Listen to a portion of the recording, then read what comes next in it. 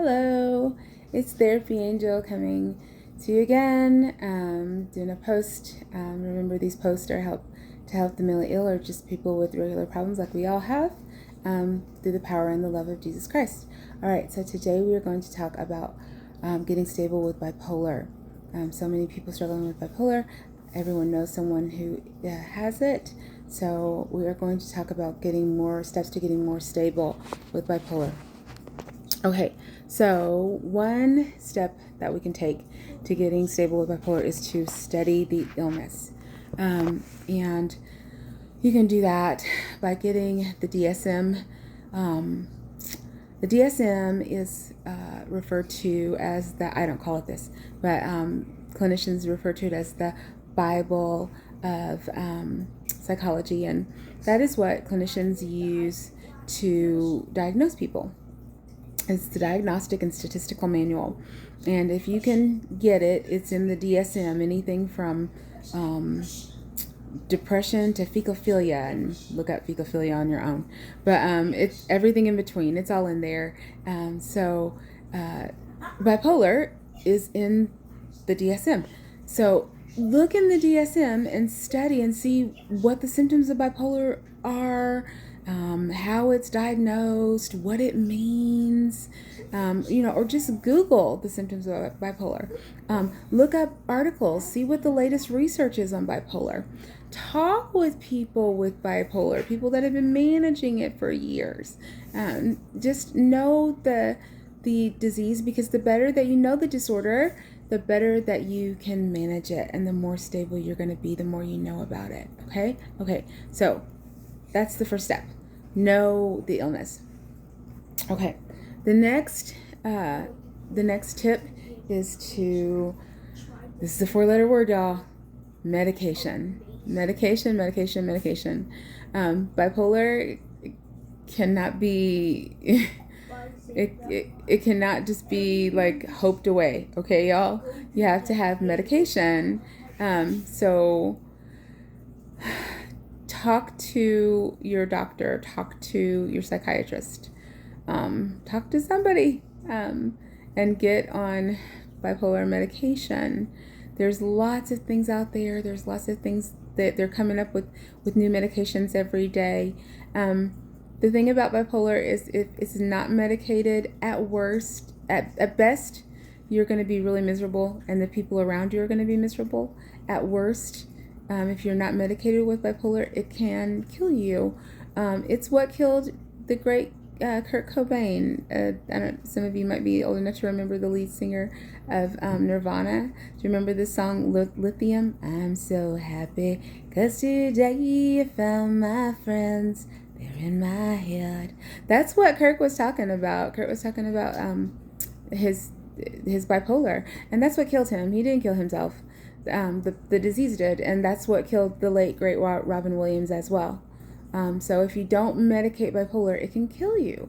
So please get on medication. All right, I think you get it. I won't beat you up with that. Next, therapy. You need to be in therapy. When you have bipolar, your brain does not think the same.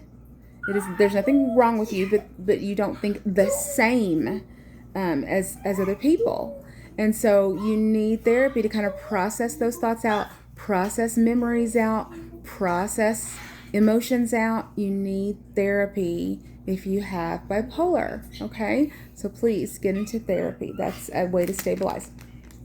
All right, the next thing is, okay, this is very important. You need a confidant, someone who you can trust, someone who loves you unconditionally, someone who will not judge you, someone who won't spread your business, and someone who will be honest with you and tell you, no, that's not right. Your thinking is wrong. That's not how it's going down. And someone who will just kind of level with you when you're processing out things. And to be honest with you, everyone needs a confidant like this. Everyone needs someone that they can go to and say, hey, listen, this is what's going on in my head. Is it just me? when I was in high school, my best friend, we'll call her Marcia. I would go to Marcia and say, Marcia, I would be mad about something. Marcia, blah, blah, blah, this is going on. And she'd be like, no, Erica, just you. So we all need a confidant, but the bipolar people with bipolar especially need confidants, because they are dealing with emotions and thoughts and feelings that may be different from other people's, and they need that person who they can trust to tell them the truth and to really be honest with them. And okay, so, and a lot of times you just can't trust everyone with those really intimate thoughts and feelings. So you get it. Okay. So the next thing is a community of supporters. A community of supporters. This is so important, and I'm trying to develop that for the community where I work here, where I live, because it is important that you, when you have bipolar, that people, you have people around you that are going to support you, that will stick with you, that will not gaslight you, that will not tell you that you are dramatic, that you are messing things up, that will kind of turn their back on you, that will be in your corner, not to always tell you that you're right, because nobody gets it right all the time, but just to really have your back. You need a community of supporters. And of course, that should be family and friends, but if you've lived 5 minutes, you know that's not always the case. And sometimes you just have to love people from afar if they can't be that community of supporters for you. So you need a community of supporters if you have bipolar, people that are going to stand by you until the very end. You know, a lot of times I knew a woman who had bipolar, and she was older. She was in her 60s, and she said, I have grown to not have outbursts anymore. I have grown to process my emotions more peacefully. And what she was saying was, you know, she knew how to handle the disorder. But what really stuck out to me was that she had people who stuck with her right until she learned how to manage her disorder. And that's what was really important, that people that loved her until she got a handle on her bipolar. Okay, so you get it. All right, next. You need to have a schedule. You need to have, you need to say, okay, I'm going to go to bed at 8. I'm going to eat well. I'm going to exercise. Why? Why do you need that, Erica, when you have bipolar? Okay, so when mania kicks in, when depression tries to come and snap at your heels, if you are already on a schedule and you're saying, oh, I feel like I'm getting manic, I'm going to go hang out at the club, or I'm going to stay up until 2 o'clock shopping.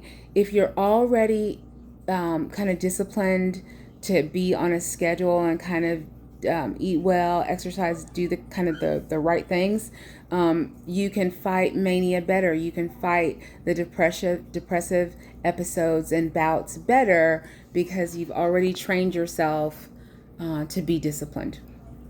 So when you're like, oh, I'm going to go hang out with Susie Q, no, I'm going to go to bed because that's what I've been doing and that's what I'm going to continue to do. All right. Okay. You get it. Questions about that?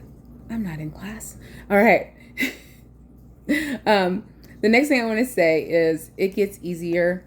It gets easier to manage the disorder. So hang in there. It doesn't go away, but it will someday. You'll look just like that woman did. You'll look and you'll say, I know how to handle it now. So just hang in there. And the last thing I want to say is be good to yourself. Be easy on yourself. Everybody's got something. You know, nobody's perfect. Everybody's human. and we need to give each other grace for being human. I have a friend, Adonis, and Adonis can handle bipolar people like the back of his hand. He is so amazing at doing it. But Everybody can't do that. But the point of the matter is that we all have something that makes us hard to deal with. And so just give yourself grace if you have bipolar and say, this is what makes me kind of different and unique, and say I'm doing my best, and accept yourself the way you are. All right, well, I hope I've said something to help, and have a great day. Remember to live a life that you love. All right, God bless. Bye.